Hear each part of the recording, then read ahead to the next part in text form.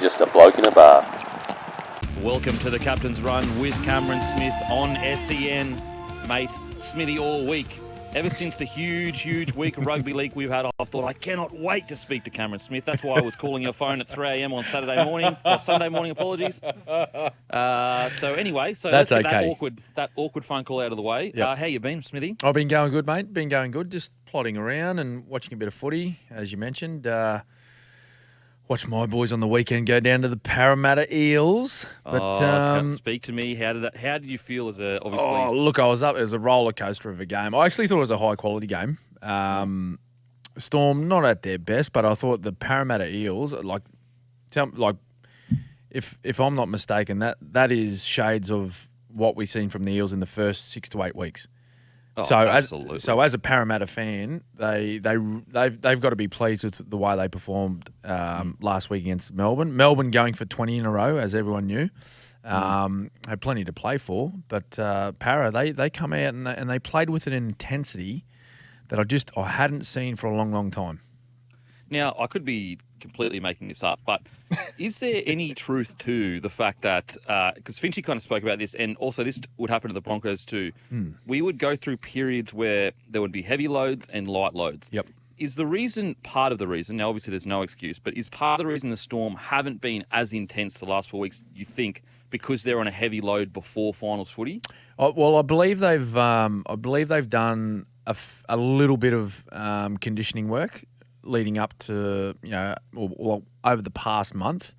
But I think heading into last week's match, I think the load was really backed off. Coming into the final 2 rounds of the year and then heading into finals. I know they did a little bit of work maybe 6 weeks ago. So I don't think there'd be any excuse, and certainly from Craig, he wouldn't be using the excuse of, we've done a bit of work, we expected the boys to be down, and we'll just take that loss. I think you've seen by his comments post game last week, he was really disappointed with the way they played, and in particular being one of their players, Felice Kafusi, he's 150th. The Storm place a lot of importance on milestone matches, but he said, he come out and said he was, quite embarrassed with the way they played in a teammate's milestone match. So, look, they've done a little bit of work. I do know that, but I don't think it's contributed to the loss against Parramatta. I just think Parramatta went out there and played with a lot more energy and a lot more intent, and they deserve to win. And so if you're, let's say, if you were in some magical world the captain of the Storm, what would you be saying? What would you be saying to the boys coming into the next few weeks? Oh, look, mate, I just think they just, if I'm honest, I think they've been a little bit off over the past 6 weeks. And I know they've still been winning matches, but they've won it off the back of their class more than anything. They haven't been playing outstanding football by any means, and particularly by their standards. And I know there's been a bit of reshuffling. We're going to touch on that a little bit later in the show, but there's been a few positions changed here and there, personnel changes. There's been a couple of suspensions, some injury. They've had to deal with a fair few things this year, as have all other teams. But they just haven't found that click over the past 6 weeks. I just haven't seen them firing like we'd seen in probably the first 2/3 of the year. So that's... For me, if I was involved in the squad right now, I'd be saying to the team, look, that loss on the weekend is pretty much a reset button. It really is. It's let's hit the reset button and let's refocus to where we need to get to be at our very best come next week. Now, the biggest story over the weekend was obviously the Rabbitohs versus the Roosters. And I really wanted to speak to you about this, Smithy, because you have had experience with, huge media attention and, from a footy player's perspective, usually it's what happens on the field, stays on the field, you get your punishment, you move on. Yep. But when you're a guy like yourself or like Latrell, something happens, it turns into national repeat news. What's your thoughts on it? And then also maybe explain to the listener what it is like to be in that position that Latrell currently is in. Yeah, well, he's under massive scrutiny, isn't he? And a lot of questions, they're questioning the way he goes about his business on the field. And I guess that's for me, is like people suggesting how he went out and he had intent to hurt, hurt someone in the opposition. Now, let's not forget, like they play a very physical sport of rugby league. Okay, now if you can inflict a bit of pain on the opposition, then that's good. That's a good thing. Okay, you want to make it uncomfortable for the players wearing the other jersey. You want to make it uncomfortable on the field. To make those players second guess themselves about being out there and what they're facing. But at no stage can anyone sit there and categorically say that he went to break Joey Manu's eye socket. Please, how can you say that? How can you say that someone has gone out with intent to injure someone? Fair dinkum. Okay, I'll be honest. I watched Latrell Mitchell play, and he's a wonderful footballer, very skillful, great athlete. Does he play on a knife's edge? Of course he does. Okay, and that's the style of player he is. And are there many players like him? No, the majority of players don't play that similar style. But what happened on the weekend is he went in aggressively, like he does with every other action he has on the field, and he got it wrong. He just got it wrong. Okay, and he collected him high. He made high contact with the shoulder, and that's where it ends for me. That's where it ends for me. And now he's copped his punishment. He's got 6 weeks. Joey Manu, unfortunately, is out for the rest of the season with his eye socket injury, and Latrell will take no further part in this season. So I think that's just where it ends. Oh, mate, I totally agree. It's been tough because, I'm mates with Latrell, so obviously you want to analyse the game, but then you understand that I think a big part of the problem is that a lot of fans watch the replay in slow-mo on repeat. Yeah. And so they get that image in their head. And if it was, let's say it did happen in slow-mo, you could say, well, far out. Like, he had plenty of time to pull out of that. But when you watch it in fast motion, you realise that this is a split-second thing that went wrong. It went wrong. And to suggest that Latrell would intentionally do that, there's no way you can ever know that. That's right. Mate, I know Latrell, he's an aggressive player, but he would never intend to do something like that. And mate, to suggest that, I think it's crazy. Yeah, look, I've played the game for a long time, and I don't know if I could. I couldn't name any player that I've played with or against that ever took the field to try and injure someone. Really. I certainly know that I've played with a lot of people and against people that played aggressively. And like I said, and it's important to understand what I'm saying here, to make it uncomfortable for the opposition. But never, ever did I play with or against anyone that went out there to try and, break people's bones. Okay? It's a physical game. Like, if you're not up to it, then you don't play the game. And the game is not for everyone, Kempy. It's not for everyone, mate. So, and again, the most frustrating thing is like these accusations of intent. Unless Latrell actually comes out and says, yeah, you know what, like, I don't like the bloke, I actually wanted to hurt him, then how can anyone ever say that he meant to do that? It's just, mate, it bothers me a lot that people that have never played the game or may have pulled the laces on maybe, once or twice, pulled a pair of footy boots on once or twice, and then say that Latrell Mitchell wanted to hurt him.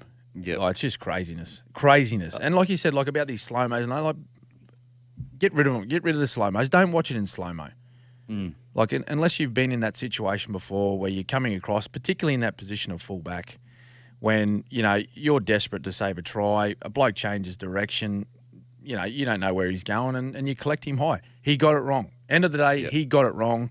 Unfortunately, these things happen in our sport. They've happened in the past.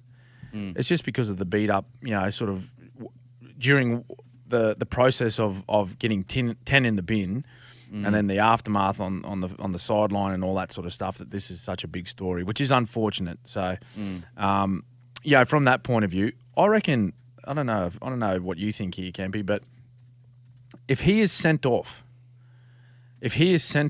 straight away, so he makes contact with Joey Manu, Joey goes down. They see the contact straight away. They send him off. Are we talking about this now? Mate, I don't think nowhere near as much. Nowhere near as much. So like it's all a bit of a result of the drama that unfolded sort of in the 5 minutes afterwards.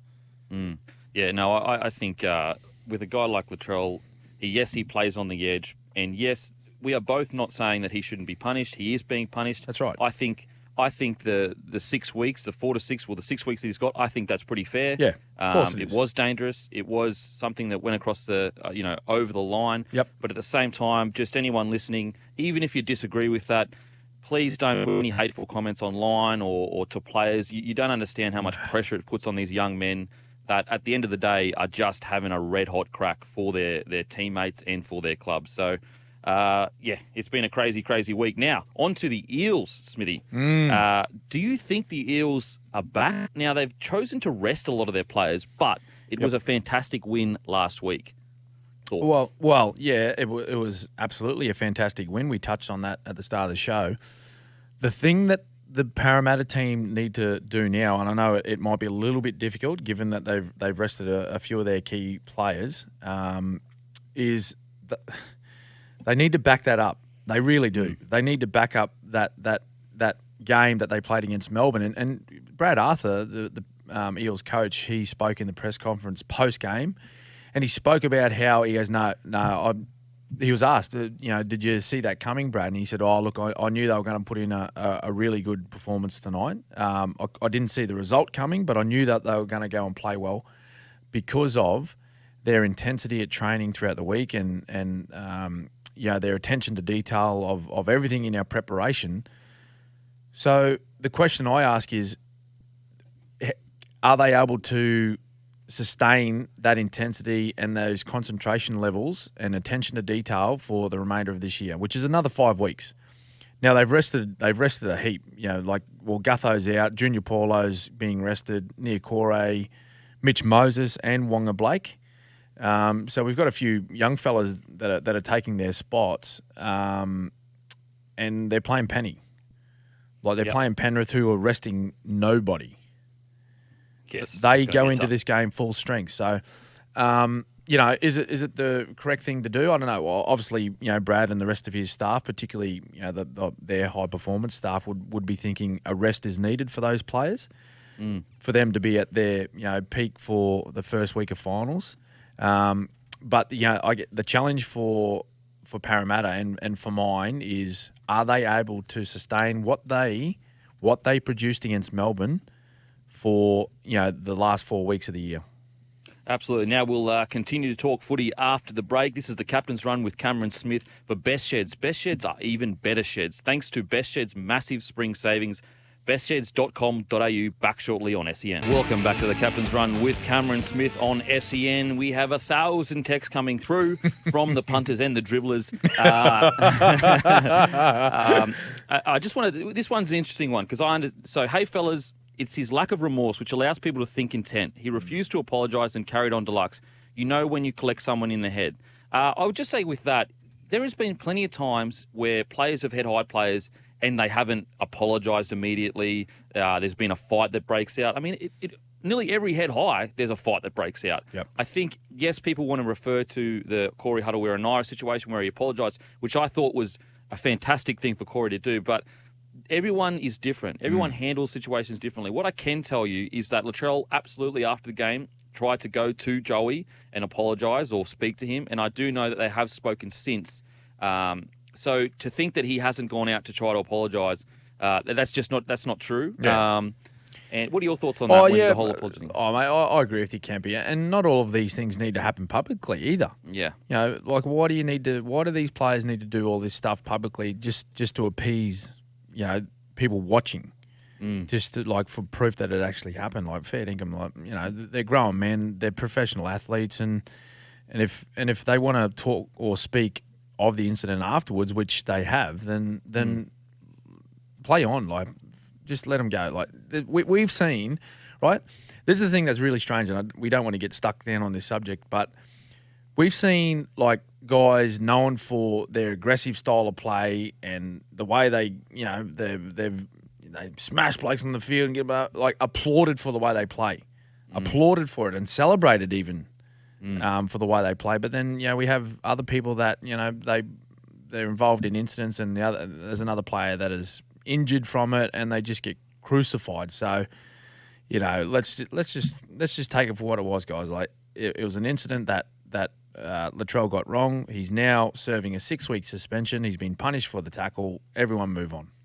Absolutely, totally agree. Like, there's no one sitting here saying that he shouldn't be punished. There's no one sitting here saying that he didn't get it wrong. Absolutely, he got it wrong. Yep. This is the price he pays for being so aggressive, and he'll pay that price. 6 weeks on the bench, 6 weeks on the sidelines, and I'm sure there's no one hurting more than Latrell right now because he's not going to be there for the finals run with his team. That's more right. Text here. Do you boys think Hines should shift back to fullback and Smith to hooker for finals for Melbourne, Smithy? Wow. Look, my personal opinion is that Pappenhausen stays. I think he stays. And there's been a little bit of conversation around, the Storm haven't been at their best since his return. Now, I understand that. He was out for like 9 weeks, which is a long, long time, particularly in a position that he plays at fullback. So, there's been a little bit of adjustment coming back. But I think once they settle on, their bench, I think it'll be much better. I totally agree with Brandon Smith. He needs to start with someone coming off the bench. Now, the question, I guess, that Craig needs to answer is, does he take Harry Grant and Nicho Hynes on the bench? I think for me, that's the answer that he needs to come up with is, does he take Harry, who plays as the second dummy half role in the team, or does he ask Brandon to try and play 80 and have Nicho Hynes on there to play as a utility who can fill pretty much anywhere in the back line? Now, we spoke last week, Kempy. Nicho Hynes was in the 17 for the grand final last year against Penrith and didn't see a minute of football.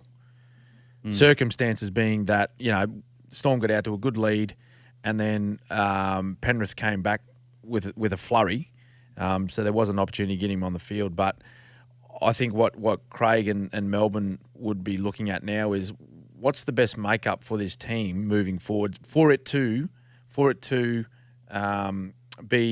perform at its optimum? Is it carrying those 4 players in the same 17? Is it one of those players missing out? But for mine, it's Pappenhausen 1 and Brandon Smith 9, and from there, Craig needs to make up his mind on his bench. I don't know. What do you think? It's so tough. It's so tough because I kind of feel like since the tinkering began, with bringing Pappenhausen back, and this is not to say Pappenhausen's played bad. I actually think Pappenhausen's been quite good, but it has been since the positions have begun to change around that the Storm haven't been as fluid in attack. Yeah, and so I wonder whether you go back to Nicho Hynes at fullback just to get that partnerships, Yes. That well-oiled machine that seemed to be just crushing teams, It seemed to be just crushing teams. I wonder whether you go back to that knowing that it works, or do you stick with this new thing that seems to be a bit clunky? Yeah, well, I guess the question you got to ask is yourself then, or answer, is where does that leave Pappenhausen? I know. So do you carry Pappenhausen on the bench with Harry Grant as well? 2 smaller men, but we know that they're both quality footballers. And is that the best makeup for Melbourne in this final series?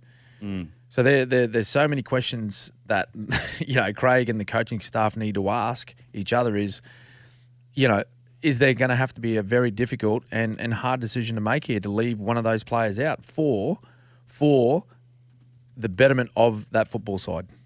Yeah, it is so tough. I don't know what the answer is. I do think definitely, though, the cheese needs to start at number 9. Yep. We've got more text here. Still on this Latrell situation is people love it. Kemp, mate, I feel he didn't apologise right away as well. For you to say, well, it happens all the time. If someone jumps off a bridge, are you gonna? Stupid comment, mate. I think it's more along the lines of, if every person got up and apologized, is that the new standard now? Then unless you get up and apologise after head high, you're a bad person. You intended to do it. If you don't get up and apologise, that means you intended to. Anyway, as I said, it's going to divide opinion. Latrell will serve his sentence or his sideline, and we'll move forward. Hi, boys. Do you think that Hynes? Okay, we've already answered that. Yep. Hi, lads. If there was a question, if you were in charge of the Broncos, who is one player you would sign for 2022 and why? Oh, goodness me. Well, who's available at the moment for 2022?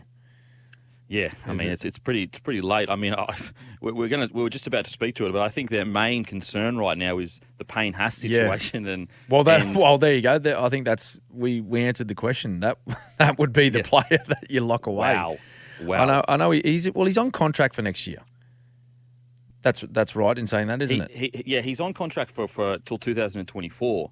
But the rumblings this week, and you don't know how true they are or not true. Yes. But the fact is that most media outlets put out a post saying that he had signed for 6 more years. And then the Nine so Fox put that out, and then Nine came out and said he signed no contract. And now there's more stories coming out that he may not be happy with his manager. So I think the issue is not necessarily the details. It's the fact that we're talking about a player that is contracted till 2024, arguably not happy with it, So now it could get that laugh. I know what that laugh means. It's like, wow, this could get bad really quickly. Yeah. Thoughts? Well, so we're it's not nice to assume, but we're thinking that he may not be happy with his current contract situation. Is that what we're thinking? Yeah, the yarn is, and again, I don't know how true it is, but the yarn is that he feels that he should be on more, which rightly so. Yep. Compared to other people that are on far more money than him, he's doing what he's doing. And that's fair enough to think that, Kempy. But you got to remember, like for Payne, he signed that contract. That contract, and at the time when he signed it, he thought, well, this is a great deal for me. So he committed to that. He if he wanted more at the time, he should have asked for it. And that's the funny thing about contracts these days, where guys go out and play a couple of seasons. And I'm not knocking his performances for Broncos. He has been outstanding. He's been their best player. Like let's not confuse that fact. He has been their best player, but to then turn around and go, oh look, I'm not getting paid enough. He's on more. Well, that's not the club's fault, right? You made an agreement with the club that you would play for X amount of years on X amount of money. And you were happy with that deal at the time. Now, it's okay to, start talking with the club that you're playing for and suggest that, I think I'm worth a bit more money now, and see where it goes. But to try and break it off and, exit the club, I don't think that's the right thing to do. I'm praying to whatever gods exist that does not happen.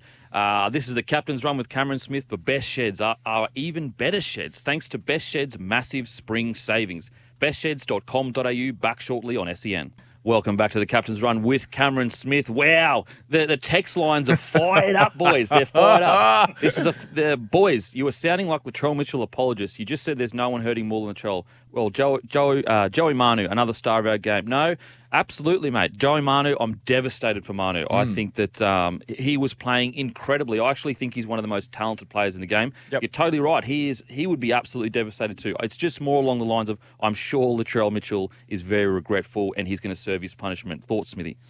No, I agree with you there, mate. And, he's not getting attacked left, right and centre like Latrell is. And as we mentioned, he's a polarising character, isn't he? Just because of the way he plays the game. And as I said, he plays on a knife's edge. He pushes the boundaries to their limit, and some people don't like that. There's the other stuff too that annoys people. And I must say, I don't like seeing it. Like, he come back on after that 10 in the bin and scored the try and threw the ball down near one of the Roosters players' heads. Yeah, that's a bit over the top. That's over the top. You can get out of your game. Yeah, you can get that out of your game. Yeah, but I think that's where some of the fans get their frustration from, Kempy. But guys, like all the listeners, we are talking just directly about the tackle and on Joey Manu, and we're saying he got it wrong. There was no intent to go out and hurt the bloke. He got it wrong, and now he is serving a punishment that was deserved for the tackle that he made. Absolutely, and I totally agree with that point. The throwing of the ball and that, although it's not the end of the world, also I can totally understand why that would piss fans off. So I totally get fans coming from that perspective. Yep. Now we have. Well, we'll just speak about the Titans, the great Titans. They've signed Moeaki Fotuaika. Yep. He was. So this is what I loved about Moe. Yep. Game 1 for Queensland. Mm-hmm. We got. Oh, I say we, but I wasn't actually on the field. If you didn't know that, Queensland got as in Queensland. Yep. As in Queensland we got absolutely towed up. But there was one guy that, against all odds, came on and had a red-hot crack. And I thought that spoke volumes of his character. It spoke volumes of his potential. He's 21 years old, and he's just signed till 2024. Front row for the Titans. Thoughts on Moe? Yeah, Smithy? Great signing for the Titans. Well, they've retained him rather than sort of signing. It's not a new signing. He's been there for a few years now. But I agree with you, mate. He was a standout for Queensland this year. And particularly those games where like Queensland were just out of the match. Game 1, game 2, like he had a red hot crack for Queensland, and he went out there and he wanted to make a difference, and he was a shining light in the forward pack in all of those matches. So I wouldn't be surprised if he actually picked up the Queensland Player of the Series. I wouldn't be surprised at all. And, for the work that he does for the Titans, it's great. The combination that he's forming now in that forward pack with Big Tino Fa'asuamaleaui, another great signing for Gold Coast. These fellas, they're young men. They are young men. So if they can retain, particularly those two guys for, the next, 6 to 8 years, we're only going to see those two improve and the stocks of the Titans, and you throw in Fafita there too. He's had a bit of an up and down season, but if you get all three of those firing at the same time, then they will be a force to reckon with in the future. Absolutely, and I think also long term, if the Titans create a good culture, I think that when, let's say they all continue to improve, because they got them so young and took a punt on those boys so young, I think that may pay dividends when they come around to renegotiate by saying, boys, we took a punt on you. We probably paid overs for you. Yep. We need to stick together. This is part of the plan. So do you think that will come into play when renegotiating with all three? Yeah, I think so. And also, I reckon a huge part is that they're all local boys. Mo went to Kebra Park, stayed high. With Dave as well, I think. Did Dave Fafita go to Kebra Park too? I think so. I think he did. I think so. Yeah, I think they went to school together. So, and Tino's, he's a little bit further up the highway. He's from Gympie, but still a southeast Queenslander. So, I think that plays a huge part, is that they're local boys. They really want to make a fist of representing, their home and making Gold Coast Titans a finals team, a regular finals team that are competing for the trophy at the end of the year. Now, just quickly, Josh Morris retires. Yeah. You would have had a lot of experience with J Moz. What was your, I guess, experience with him as a bloke and as a player? Yeah, he was fantastic. I was lucky enough to play a lot of games with him with the Australian side, and he's a wonderful athlete, a good fella away from the footy, but just a wonderful athlete, like blinding speed, strength, had it all. Wish I had a little bit of that too when I was playing, but I got nothing. But yeah, look, mate, he was. Whenever I played, pulled on that green and gold jersey, and he was playing, I just knew that we had points in us, a lot of points in us, and especially when he had a combination with his brother out there as well, fantastic. So, isn't it fitting, to have like a pair of twins? They play majority of their career together. They won premierships together, and then they get to finish in the same season. Obviously, Brett unfortunately with injury, but from to finish and bow out in the same year, it's great. And their dad played also, so I'm not too sure what the boys, if they have children or if they got some boys coming through or girls, and hopefully we might see another generation of Morrises. Mate, whole team of them. Get a whole team of them out there. Get them all. Surely, if your name's Morris, hit me up. I'll get a team together. We'll call it the bloke in a bar team. Now, also, just on this is right down your alley, I reckon, Smithy. Yes. Lachlan Lewis getting caught allegedly stealing club speakers. Right down my alley. Mate, what are you saying? Mate, I reckon this is right down you did some strange things up there, Smithy, living in your log cabin on top of a mountain, mate. There's some strange stuff going on up there, I'm telling you. Well, I got no electricity to run my speakers, so. Did you buy the speakers on eBay, Smithy? Smithy set him up. I'm running them off solar. Smithy's on the Gold Coast. Lachlan Lewis is on the Gold Coast. No, I'm not saying they were in cahoots, but they might have been, maybe, allegedly. I think the Bulldogs are actually training down at the Redbacks, the Mudgeerbar Redbacks, just down the road from my John. I got to come down the mountain to see them, but no. Smithy's a god there as well. I'll confirm right now. I did not purchase any speakers. No.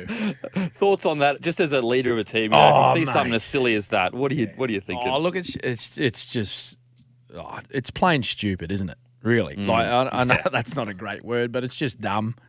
It's really dumb, and you don't take belongings of, your team, your workplace, your colleagues, peer, whoever it is. You just don't take things, do you, from anyone? Yeah, that's crazy. You just don't get any. If something doesn't belong to you, leave it alone. Keep your hands off it. Don't touch it. Don't borrow it. Don't sell it. It's just and now, I'll tell you what's eroded is the trust. That's what's eroded. Yeah, absolutely. That's what the trust erodes, and how do you when it comes to re-signing and thinking about it? Well, there's huge question marks over Lachlan Lewis and whether you want him in your organisation. It's just silly. Absolutely, and he was trying to get re-signed. He's currently off contract, so very, very strange times.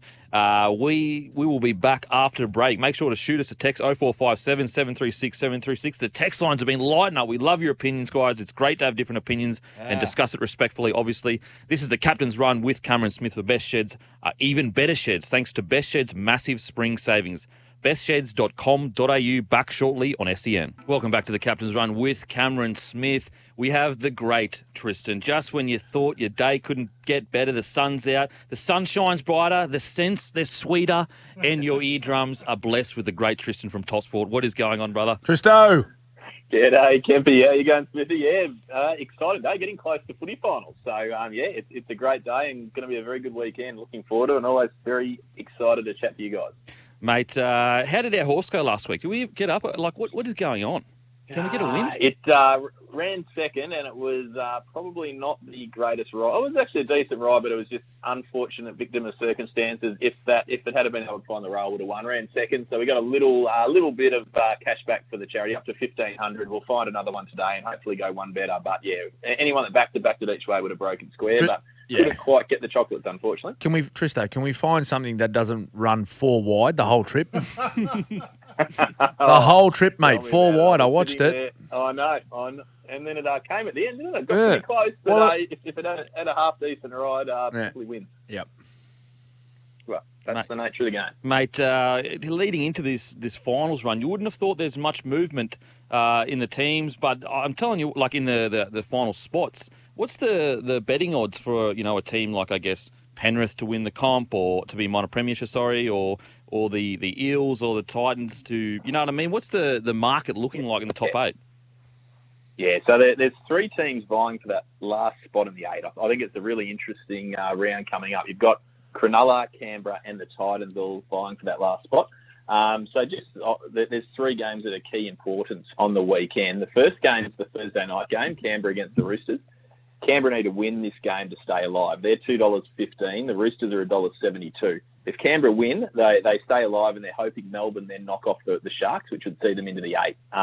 If Roosters win that game, it keeps the Titans alive. The Cronulla's got everything in their own hands. If they win that game against the Storm, who have rested a number of players, they make the finals. They're $3.30 though. Melbourne's $1.35. And then for all of the Gold Coast listeners out there, our local team, we need a little bit of luck to fall our way. They're $1.26 to beat the Warriors, but in order to keep their season alive, they need the Roosters to beat the Raiders, they need the Storm to beat the Sharks, and then they need to overturn a 24-point discrepancy against the Sharkies. So they're going to have to win by 12 or 14, I suspect. So at the moment, the betting is $2 the Sharks, $2.90 the Raiders, and $4.60 the Titans to make that last spot in the 8. So very exciting. A lot of permutations on the week ahead. Mate, I tell you what, I feel like I just sat through maths class because I don't know what just happened. I don't know what's going on. So you tell me where we should go with that bet, because honestly, I nearly passed out with all those numbers you just threw at me. If I'm having a bet now, I'm backing the Titans. They're around about $5.50, $6 in some places. I think they're a much better chance than that. I think they're a big chance of sneaking into the 8, because if those results fall their way, if the Roosters get the result, if the Storm get the result, the Titans know what they're chasing in a game that doesn't mean too much for the Warriors. So I just think there's a sneaky chance. Out of the three prices there, I'd much rather be on the outside at the good value, around about that $5.50 mark. What about head-to-head this week? A lot of people sitting out a few of these matches, Tristo, like Sharkies against Storm.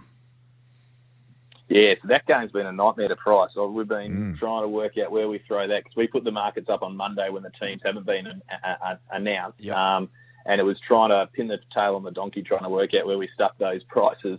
So at the moment, the Sharkies are $3.30, the Storm's $1.35. Wow. Put it in perspective, if the Storm played their full strength side, it'd be around about $1.10 to $7, something in that sort of ballpark. So Melbourne's playing about half their side. They're obviously trying to get some miles into the legs of some of those players, as you guys have spoken about earlier. So that's the market there. Cronulla obviously need that win. If they win, they're in the finals. But Melbourne obviously need the win to get the minor premiership too. So there's a lot on the line for them, although I don't know. I'm not sure. You probably would rather be playing the Bunnies, I think, in week one of the finals than Manly at the moment. Not obviously, there's no chance anyone isn't going out there to win, but there's also, that's probably factors into Craig's mentality as to not be playing everyone to absolutely guarantee that top spot, because their eyes are firmly set on the last week of September. Or first week of October. Mate, I tell you what, it's a very interesting week of footy when I thought it wasn't going to be that interesting, but it's I cannot wait, mate. Any racing tips before we go? Any roughies? We're going to find one. It's a little bit of value. It's around about the $6.50 mark. We're going to go to Randwick this week. So Randwick, race 6, number 6. We've got J-Mac on board, Chris Waller trained, super contender. First up, goes very, very well fresh. We're at a barrier 4. J-Mac on board. I don't think we're going to be 4 wide this one, Smithy. So $6.50. I think we're going to go straight on the nose. Going to go 200 to the win for the charity account at the $6.50. We'll lock it in, and hopefully we can get a result and go one better than last week. Beautiful. Mate, thank you so much, Tristan from TopSport. Make sure to gamble responsibly, and we'll see you next week, Tristan. See you, Tristo. Whether it's same-game multi or head-to-head betting, TopSport gives you top dollar for everything NRL. Gamble responsibly. Welcome back to the Captain's Run with Cameron Smith. We are just actually on the TVs surrounding me. We have the Storm versus the Broncos not prelim final, semi-final, where the Storm broke my heart. It was one of the saddest days of my life, Smithy. 2008. I don't think I'll ever get over it. I haven't recovered. It gives me nightmares, but what a match that was. Now, on to tipping, Smithy. Yes. We've got the Raiders versus Roosters on Thursday night. Who are you tipping? Well, geez, this is a tough one, eh? Roosters get a few back, but Raiders playing for plenty. Sorry, mate, I'm just distracted because you've just scored in this match. Well done, mate. Well done. I don't think the result's going to change, but you've just scored, so congratulations. Just doing my job, mate. Whatever. I think I'm going to back the Roosters here. Yeah, I'm going to back the Roosters too. I think that they're going to they all fired up last week, rightly so, thinking of their mate, and at the end of the day, they got towed up on the scoreboard. Yep. So I think this week they're going to be coming back angry, aggressive, and ready to get the win. So I'm going Roosters to get the win, and I think it's actually going to be a solid win. Now, Sharks versus the Storm. Well, off the back of a lot of players being rested, Jesse Bromwich suspended for one game. This will be a tough one. I think Melbourne will get it done though. Although, yeah, look, Sharks are playing for their season, aren't they? Like it's an easy equation for them. Like they win, they're in. If they win, they're in. So they need to play the house down against Melbourne. Look, I think Melbourne will win though. No, I agree. I think that when you actually look at Melbourne's side, yes, they are resting quite a substantial amount of people, but they still have Nelson Asafa-Solomona, Aaron Panay's a big boy. You've got Dale Finucane at 13, Brandon Smith at 9. Their side, Hines at 6, Hughes at 7. Yep. Their side is still a very, very good side. So I'm going to go the Storm. Now, Eels are at $13 versus the Panthers. I'm assuming you're going the Panthers. Yeah, I think Penrith weren't at their convincing best last week against West Tigers, but look, they just get it done, particularly with the stars that are being rested for Parramatta. Yeah, I go Panthers too. Broncos Knights. I'm going to go. I'm thinking Broncos. Yes. They just haven't been convincing. I don't know your thoughts on Newcastle. They just haven't been convincing enough for me. No, I agree, and I think because they're in the 8, they may not be as desperate to get in the 8. They're guaranteed a spot in the final. So you going Bronx? Broncos. Bronx 2. Cowboys, Seagulls. Manly by a lot. Manly, Rabbitohs, Dragons. Rabbitohs. I'm going Rabbitohs. Titans, Warriors. Titans. Titans only For if a they can make chance. the 8 for me. West Tigers, Bulldogs. West Tigers. West Tigers. If you missed anything from the show, make sure to download the SEN app, grab the podcast. This has been the Captain's Run with Cameron Smith. The best sheds are even better sheds. Thanks to Best Sheds, massive spring savings. Bestsheds.com.au. Catch you next week.